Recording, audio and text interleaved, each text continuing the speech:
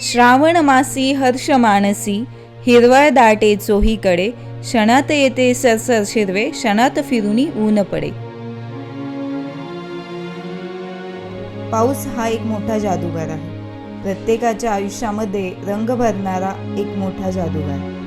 उन्हाने तापलेली जमीन, झाडे, डोंगर, नदी, पशु पक्षी, अगदी संपूर्ण सृष्टीच या पावसाची आतुरतेने वाट पाहत असते. संपूर्ण सृष्टीला आनंदित करणारा पाऊस हा प्रत्येकासाठी काहीतरी आठवण घेऊन येतो आणि प्रत्येकाला सुखावून टाकतो.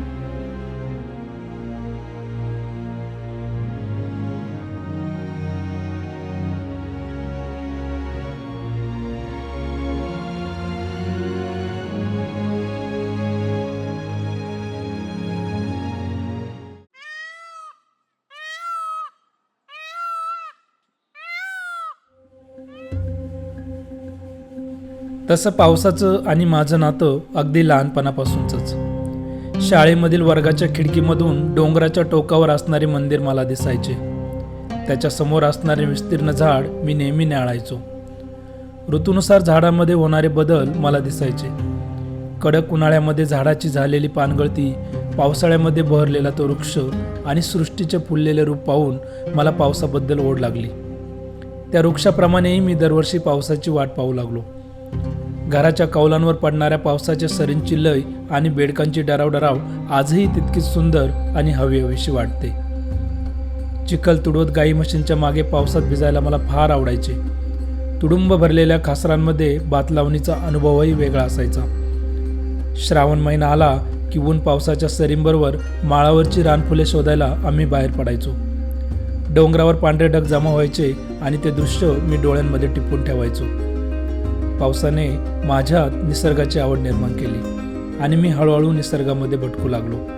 अशा या पावसाची मी दरवर्षी आतुरतेने वाट पाहत असतो.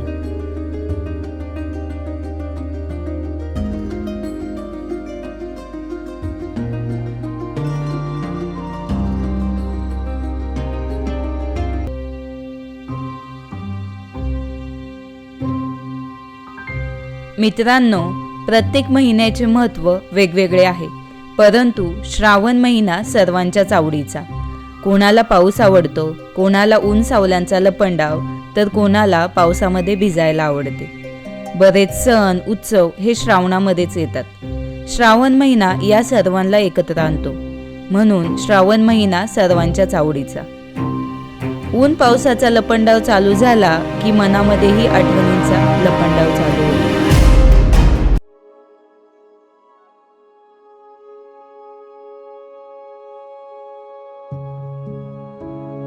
श्रावणातल्या उन्हामध्ये सर आठवणींची बिलगून गेली.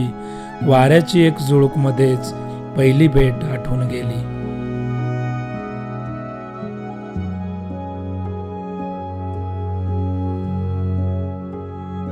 गाठी बेटी नाती गोती, नशिबाचे लपंडाव सारे, खेळून खेळ त्यांचा डोळ्यात स्वप्ने सजली.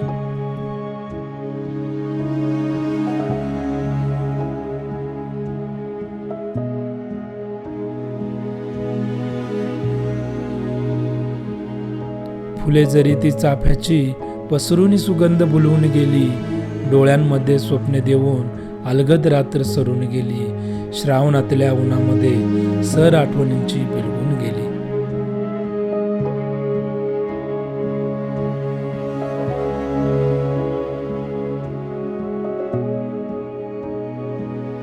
आजही सुगंध फार त्या डायरी मधल्या फुलांना. सुकली जरी ती वेडी, आठवण तुझी देऊन गेली.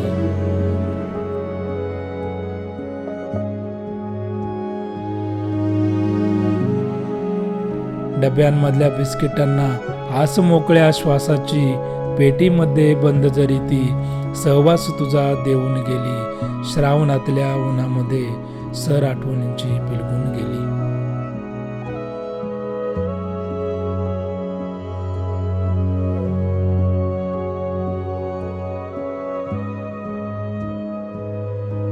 चांदण्याच्या शुभ्र फुलांना ओढ मोकळ्या आभाळाची, चांदण्याच्या शुभ्र फुलांना ओढ मोकळ्या आभाळाची, करुणी उधळण रंगाची, रंगोनी साऱ्या रंगात गेली.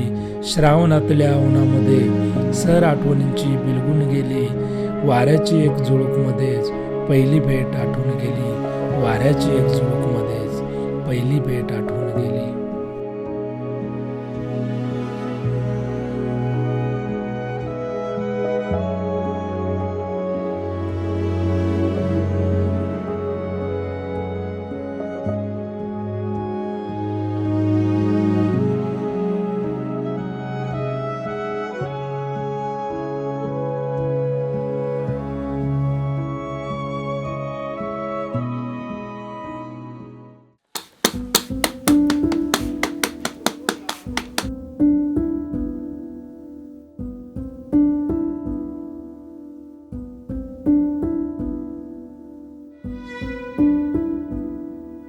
मासवडी म्हणले की आठवतो तो आजीचा चेहरा, बाहेर पडणारा रिमझिम पाऊस आणि ताटात वाढलेली मासवडी आणि त्यावर ओतलेला झणझणीत रस्सा, सोबत चुलीवरची खरपूस भाजलेली बाजरीची भाकरी, जोडीला कांदा आणि लिंबू.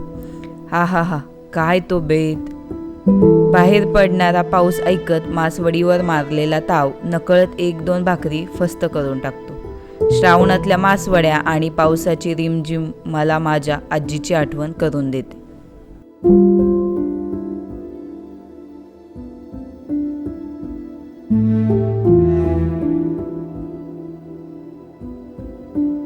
श्रावण म्हणजे बालगोपालांसाठी एक आनंदाचा महिना. आकाशात प्रकटणाऱ्या इंद्रधनुच्या रंगाप्रमाणे येवल्याशा हातांनी काढलेल्या चित्रांमध्ये रंग भरण्यात दंग होऊन गेलेल्या हातांना याच श्रावणामध्ये आनंदाला पारावर राहत नाही. फुलांवर गिरक्या घेणारे फुलपाखरू, तसंच श्रावणामध्ये येणारा कृष्णाचा गोपाळकाला, त्यातील लहानगा श्रीकृष्ण कधी चित्रांमध्ये उतरतो हेही कळत नाही. सर्वांचेच क्षण आनंदित करणारा हा श्रावण चिमुकल्यांनाही आपलासा वाटतो.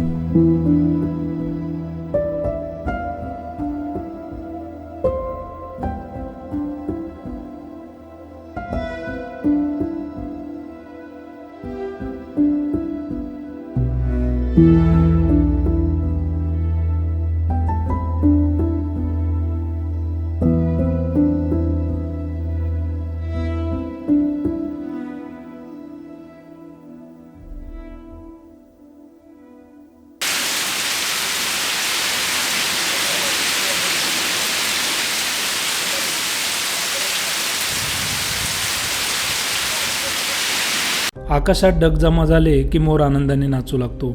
चातक पक्षी पावसाची आतुरतेने वाट पाहत असतो. पेरते व्हा असे पावसाच्या तोंडातून ऐकण्यासाठी शेतकरी आतुरतेने वाट पाहतो. उन्हात होरपळून निघालेली धरती पावसाच्या पहिल्या थेंबाने तृप्त होते. चैत्राच्या पालवीने फुललेला निसर्ग पावसाच्या सरींनी हिरवागार होऊन जातो. नद्या, झरे, ओढे तुडुंब भरून वाहू लागतात.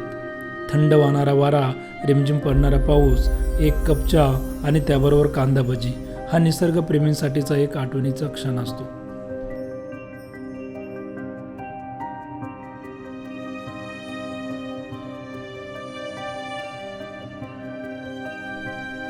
कधी हा पाऊस धो कोसळतो, तर कधी तो आपली प्रतीक्षेची सीमा ओलांडून टाकतो.